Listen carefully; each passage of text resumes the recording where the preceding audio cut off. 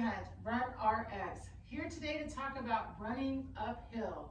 So we just did running downhill. We talked about the best part about running downhill is you get that free fall, right? You get to just have the ground sloping down, so instead of you having to actively fall, you get to just lift your torso up and kind of roll down the hill, right?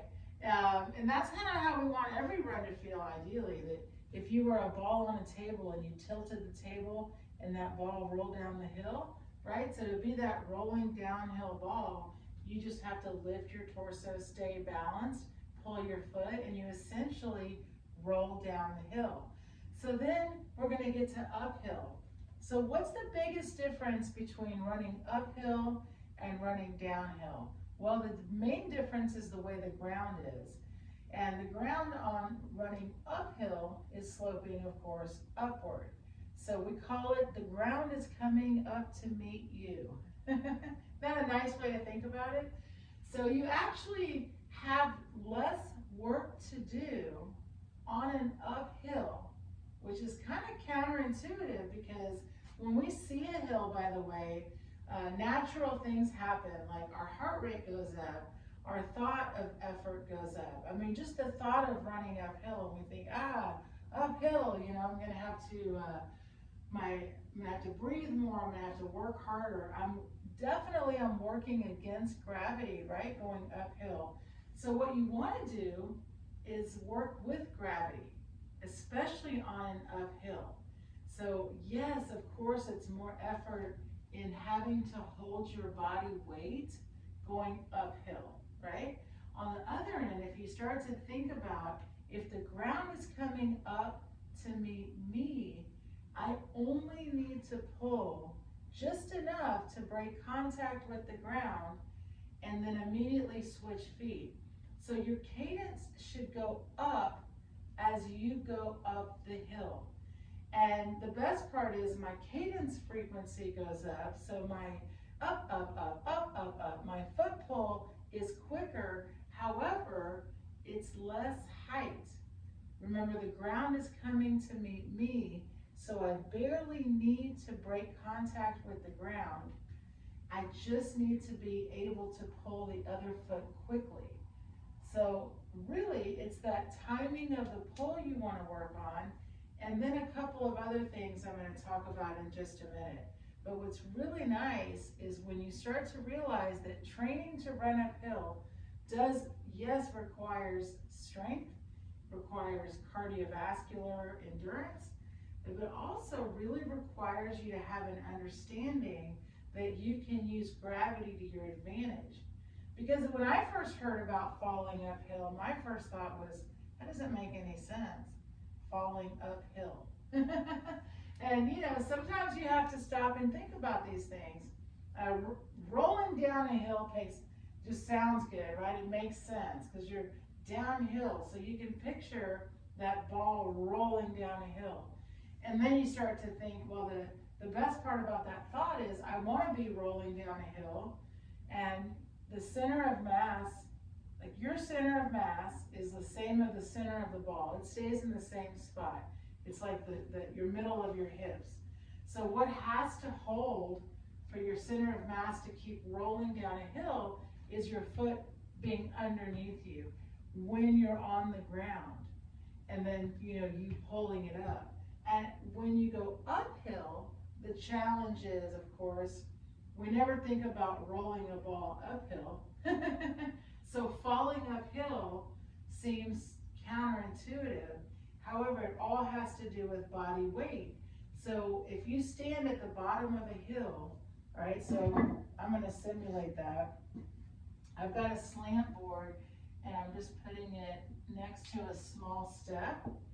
So if I stand on it and I bend my knees, what you'll see later, if you watch this, is my ankle is behind my knee. So if I go to lift my other foot up, which I'm about to do, then I need to be ready to do something. And what I mean by that is as soon as I have my other foot off the ground, I'm not balanced. So I've got to do something to recreate balance, which is what running's all about. So what I'm going to do is I'm going to pretend like I'm running uphill. So the foot that's on the board is my pull foot. So what I'm going to do is lift my other foot up to pretend like I'm running. So I'm going to go into that running pose and then pull my other foot up from the ground.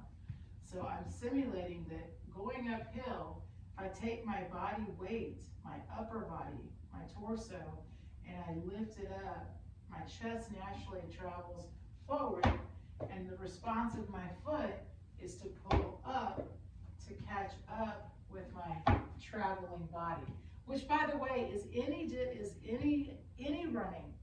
And that's what's really important. Running uphill, downhill, sideways, backwards, straight down the road, you want to feel that your foot is always keeping up with your body. So that's why cadence goes up when you go uphill, because you want your body to be traveling up and forward, and then your foot is keeping up. Which is why, by the way, I'm going to talk about, I said this earlier, for running uphill. My first thing is understanding running uphill. In order to run uphill, I need to keep my knees bent, hold my upper body lifted, lift my torso up so it can travel forward. And then, of course, my action is to pull my foot to keep up with my body.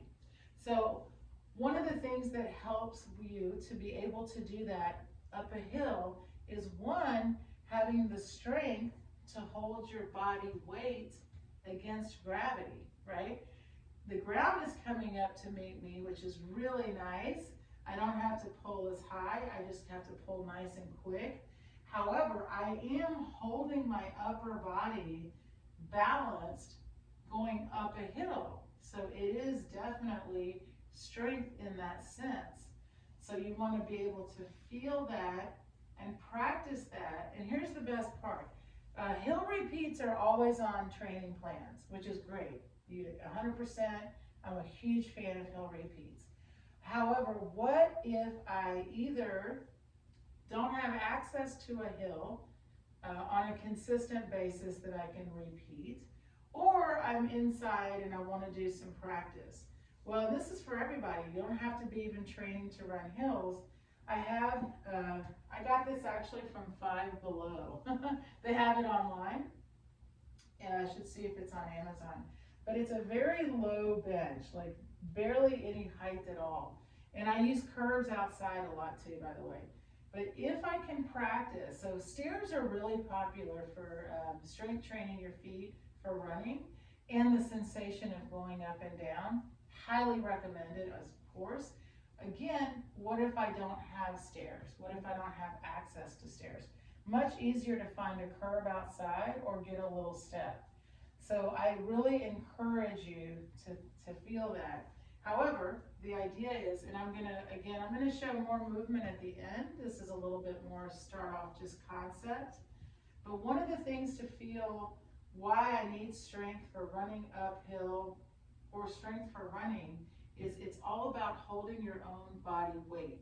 So using a step helps you to get stronger in supporting your body weight, while also practicing the movement of the foot that's on the ground is always the one that pulls up, and then you recover this running pose position.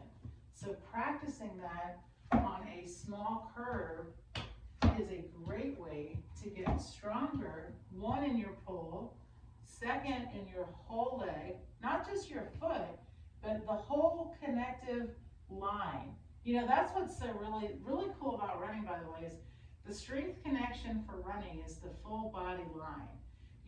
When you run, you use every single muscle. They all work together. The body is working together in your run. When you pull your foot, it's a very small movement, by the way, that actual pulling of the foot. The hamstring does way more work than you. But when you do the drills, you do all of the work, because you are actually training not just the movement pattern, that's number one, but even your ability to connect with that movement. Really, I mean, your hamstring already knows how to do this. It's us that has to kind of learn that movement. So then when you start to do these strength exercises that are specific for the movement I need to use for running, it goes right into your running so much quicker. It's really nice. So using just a small step is a great way to practice the up sensation, the up action, and get the strength I need to be able to hold that for a longer time frame during my run. So I always tell people that strength for running first is just body weight. And then that may be it. For running, that's fine. Staying with body weight is fine. And you can always take it more. You can always add dumbbells and barbells and bands, and there's a lot of fun things you can do with strength training. But really what you need is that baseline strength to hold your own body weight, balancing it on one foot and being able to go, of course, forward, because that's where you want to go in your run. But in your training, it's fun to practice forward and back, side to side, to get stronger and being able to change that support. That's what you want for your run. So when you run uphill, there's two things that are really important. One, of course, is the concept, understanding that taking my upper body, lifting it up is going to take my body forward, and I need to pull my foot up to keep traveling up or forward or any direction, but we're going to go with up for uphill. Now let's talk real quick. I just said strength. You need strength to be able to support your body weight and to keep traveling, right? To keep supporting it as you keep that torso lifted and travel up the hill, going against gravity, being able to keep pulling your foot. So that's really important. And then I also need range of motion. So this is important. So a lot of people, when they run up a hill, they try to push. So they use a lot of calf, and then they also use a lot of muscle tendon elasticity. Well, I want to use both. However, I want to use them both in a positive way. So remember I said I barely need to pull my foot up from the ground. So when you go up a hill, what happens to your foot, right? So does the foot stay neutral? Does your whole foot stay on the ground? Or does your heel come off sometimes as you go up a hill? Well, that can really depend on the steepness of the hill, the terrain of the hill, so that's important. And never force your foot to do anything that it doesn't want to do, by the way, when you run. So there's two things here. I always say there's two things. But one, so let's talk about range of motion. So we always kind of put that with stretching. People like the thought of stretching a muscle. Really what you're doing is you're increasing the range of motion, or you're making sure that you have full range of motion. So for us, down here in the calf soleus area, you want to be able to do a full ankle circle. Should be balanced.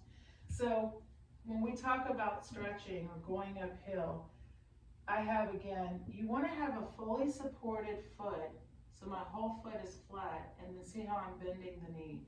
So you should feel, right, we call it a stretch, that pull kind of feeling here in the back of the foot and the back of the soleus. By the way, you can do this just flat on the ground, just having one foot, so the back foot is flat and you bend the knee. So that feeling, by the way, that we think of stretching is actually kind of a pulling, right? It's like elongating. Like you can feel that sensation or that feeling. You want to be able to have the foot be in this kind of position without putting tension on the calf or on the soleus that doesn't need to be there. And that's important because when you run, if you're going to run uphill, that foot is going to do that. It's going up the hill. So we want the foot to always feel comfortable, and we want the body to really always think it's going forward without thinking it's going uphill or downhill. We want to adjust our body, our angle, to whatever's happening. So if I'm going uphill, I don't need to adjust my foot angle. I just keep my knees nice and bent and really lift that torso so I can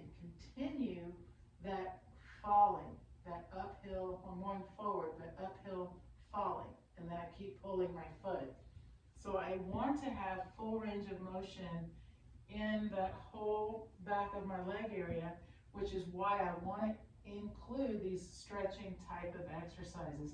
And you want to make sure you include a supported exercise, whether you use a board or again, whether you use the ground. And again, if you watch this later, I'm demonstrating that while I talk about it. And then what about just a good old fashioned calf stretch where you hang off of a bench? Sure, absolutely. So these also feel really good. And there's no good research whether you do this before or after, that it makes which difference or during. Just yes, do them. You know, just do a few. And then I'm going to talk about, so that's why that's important. It's important because when my foot either has to travel up, down, off a curve maybe, sideways in a trail run, you know, whatever, is that you have the range of motion to allow the foot to move, you know, however it needs. And then the way you train it, of course, is like I said, you add in some skill practice and strength practice. Again, we're going to use this little bench here, but sure, hanging the foot off is great, but also doing some movement exercises that make sure to train, again, in that movement. What if I'm going up a hill that's so steep, my heels aren't touching? That's okay. You can include some movement using, again, a step where I'm doing a very low curve pull, so the ball of my foot is on the step, but my heel is not touching. However, there's no tension because, again, it's very low, and I'm just using my unweighting of my upper body.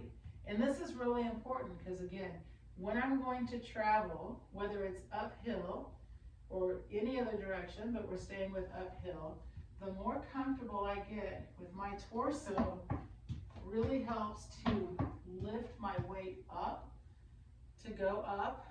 It takes the weight off my foot. You can feel that when you do these low curve exercises. And we have a bunch of them, curve pulls, curve drills. You know, if you want to take it up a stairs, it's going to feel the exact same. But the idea is to start the movement with that torso lift, that upper body lift. And when you're running up a hill, I call it the magnet drill.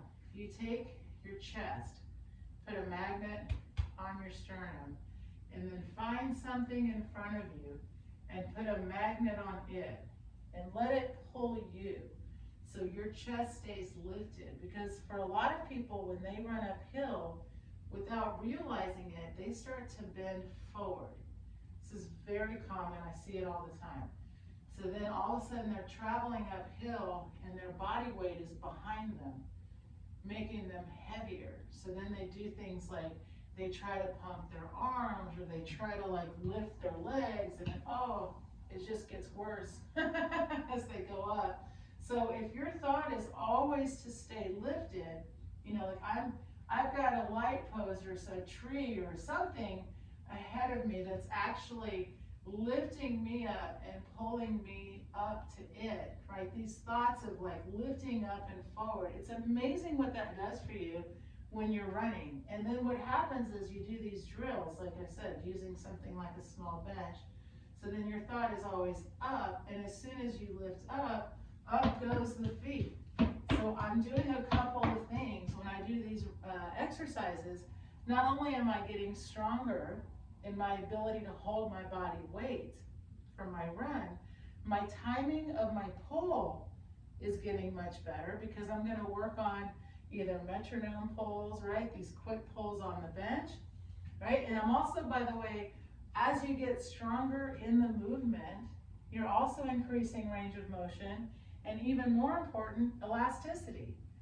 So when I do these low exercises, that these are what I consider running strength exercises, because I'm getting so much stronger in my ability to pull my foot up from the ground, which is what I need in my run.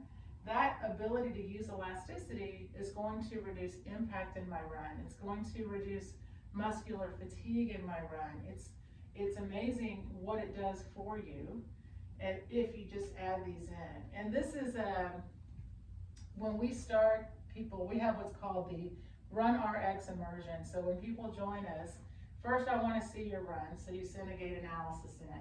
And I do that because I want you to see your movement, right? It's important. And then of course, you go through these drills, and it needs to have an organization to your practice, if you will.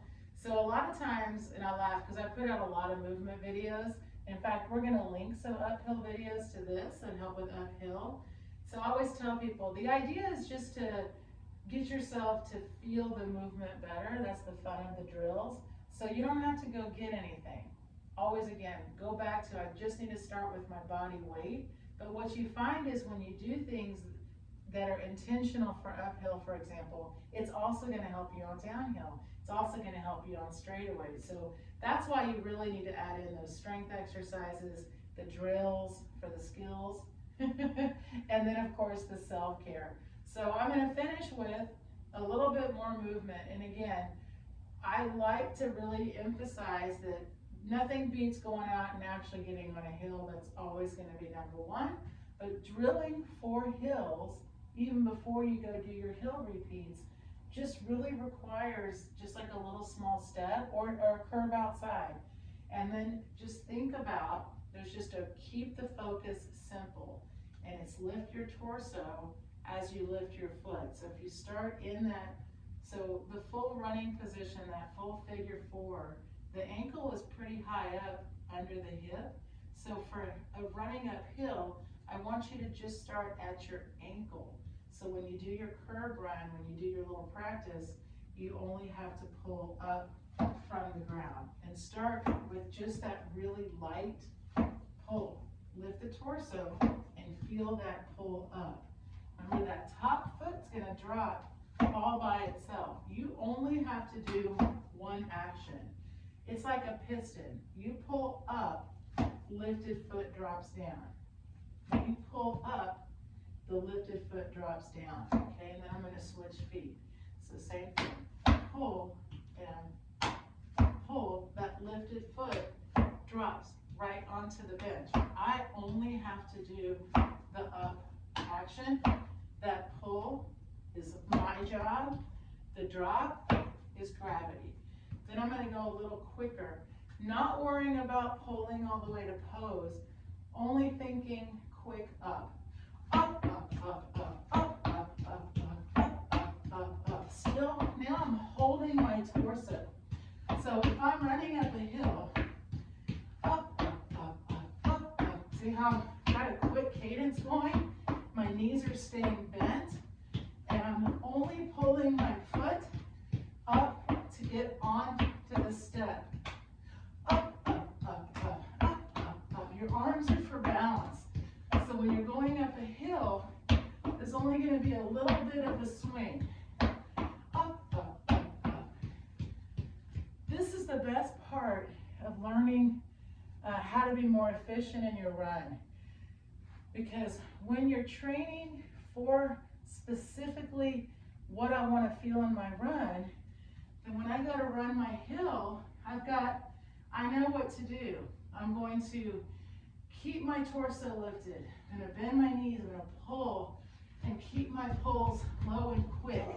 I'm going to find a magnet to attach my chest to lift up, and always think about where am I falling to. Lift up to travel forward. So keep those thoughts simple. Up, up, up, up, lifting up. Everything's one thought, one action. Really makes uphill. You'll start looking for hills. You'll start like, I hope there's some hills in my run. I hope you enjoyed it. Thank you so much for listening. If you haven't already subscribed, please do. And of course, share. We'd be happy to have more people running like this, pain-free. And if you have questions or comments, please post below. And of course, we'll look into talking on any topics that you guys have questions on. Thanks, and have a great run.